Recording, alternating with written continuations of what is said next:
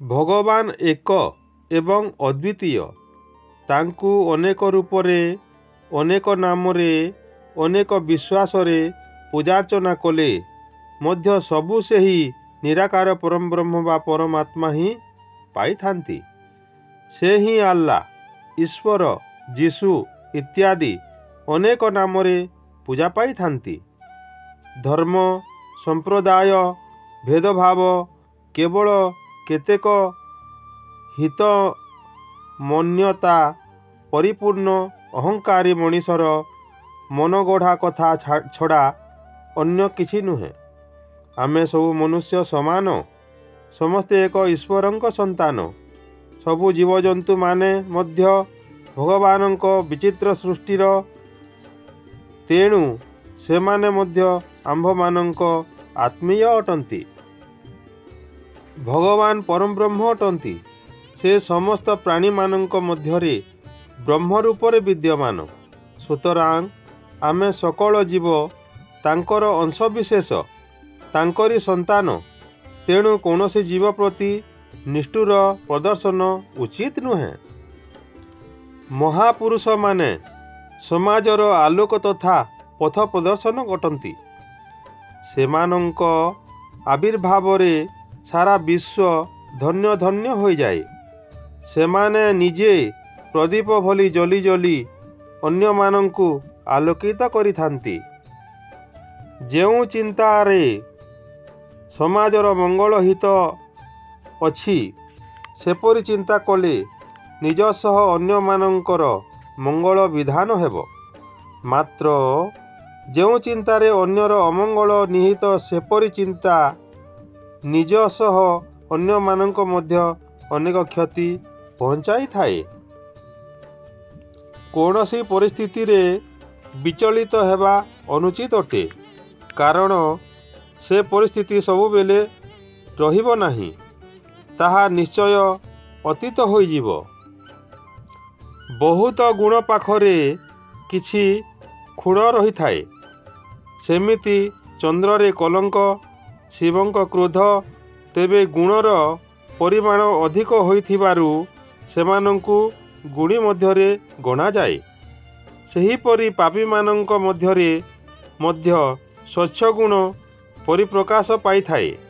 ସେପରି ବୋଲି ଅସୁର ହେଲେ, ଯେପରି ବଲି ଅସୁର ହେଲେ ମଧ୍ୟ ମହାଦାନୀ ଥିଲା। ରାବଣ ଦୁରାଚାରୀ ହେଲେ ମଧ୍ୟ ମହାଜ୍ଞାନୀ ତଥା ରାଜନୀତିରେ ନିପୁଣ ଥିଲା। କିନ୍ତୁ ସେମାନଙ୍କର କରୁଣ ଅଧିକ ପରିମାଣରେ ଥିବାରୁ ସେମାନଙ୍କୁ ପାପୀ, ଦୁଷ୍ଟ, ଅସୁର ମଧ୍ୟରେ ଗଣାଯାଇଥିଲା। ଭୟରୁ ଚିନ୍ତା, ଚିନ୍ତାରୁ ରୋଗ, ରୋଗରୁ ମୃତ୍ୟୁ। ତେଣୁ ସର୍ବଦା ନିଜକୁ ଭୟମୁକ୍ତ ରଖିବାକୁ ଚେଷ୍ଟା କରିବା ଉଚିତ।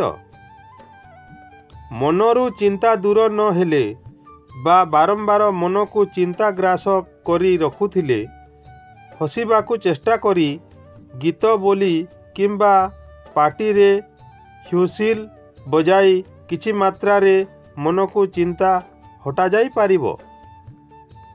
ମନରେ ହଲକା ଭାବ ବା ହେଲୋ ପ୍ରଦର୍ଶନ କଲେ କୌଣସି କାର୍ଯ୍ୟରେ ସଫଳତା ମିଳିପାରେ ନାହିଁ।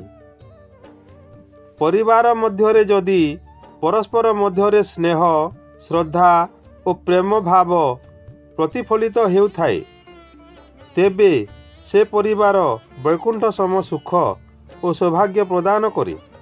ମାତ୍ର ପରସ୍ପର ମଧ୍ୟରେ କଳି, ହିଂସା, ଦ୍ୱେଷ ଆଦି ବିରାଜମାନ ହେଉଥିଲେ ତାହା ନରକଠାରୁ ବୋଲି କଷ୍ଟଦାୟକ ଅଟେ। ଅତିଥି ହେଉଛନ୍ତି ନାରାୟଣ। ତାଙ୍କୁ ଦେଖିବା ମାତ୍ରେ ଯଥୋଚିତ ସମ୍ମାନ ପ୍ରଦର୍ଶନ କରି ସାହାଯ୍ୟ ବଦନରେ ଘରକୁ ପାଛୋଟି ନେବା ସହିତ ତାଙ୍କର ଯୋଗ୍ୟ ଚର୍ଚ୍ଚା କରିବା ଉଚିତ। ନମ୍ରତାର ସହିତ ଆସିବାର କାରଣ ବୁଝି ଆବଶ୍ୟକ ସାହାଯ୍ୟ ସହାନୁଭୂତି ଯୋଗାଇ ଦେବା ଦରକାର। ନିଚ ମନା ବ୍ୟକ୍ତି ଭାଗ୍ୟକୁ ଆଦରି ଦୁଃଖ ଭୋଗ କରିଥାଏ।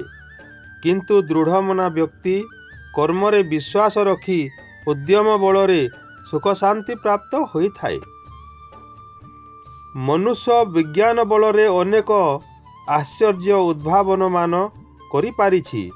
एमिति कि निजर ध्वंस साधन पाई परमाणु बोमा मध्य तैयारी करि पारिछि। टैंक, युद्ध विमान, क्षेपणास्त्र, रॉकेट इत्यादि। किंतु मनुष्य सबुदिन पाई बंची रहिबा पाई किछि उद्भावन करि पारु नाही काहीकि? शारीरिक रोग ठारू मानसिक रोग बहुत विपदपूर्ण। मानसिक रोग मनुष्य को बहु कष्ट जातना देवा सह जीवन को पतनमुखी करि पकाए। एही रोगरू रक्षा पाइबाकू हेले औषध नुहे, मन को दृढ़ करिबा दरकार। एथिपाई मन खोला हस हसिबा, पर उपकार, देश सेवा, जनसेवा इत्यादि रे मनोनिवेश करिबा। हिंसा, क्रोध, प्रतिशोध, ईर्ष्या मनोभाव परित्याग करिबा दरकार। सबको घटना गुड़िक पासोरी जाई सामूहिक गठनमूलक कार्य निजको नियोजित करिबा दरकार अटे। बुद्धिमान व्यक्ति कदापि अन्यर भूल खोजेनी, सर्वदा निजर दोष दुर्बल को खोजी बाहर करिथांती। कारण निजे ठीक थिले दुनिया ठीक बोली लागे। प्रत्यक्षरे प्रशंसा करुथिबा लोक परोक्षरे आमर शत्रु होई पारे। मात्र आमको प्रत्यक्षरे समालोचना करुथिबा व्यक्ति परोक्षरे आमर परम मित्र अटे। कारण समालोचना द्वारा आमे आमर भूल जानी पारी सुधारिबा पाई सुजोग पाई थाउ। नमस्कार प्रिय दर्शक श्रोता बंधु, गणेश मेहर भक्ति चैनल भिडियोटी को भल लागिले लाइक, सब्सक्राइब, शेयर करंतु, कमेंट मध्य करंतु। नमस्कार।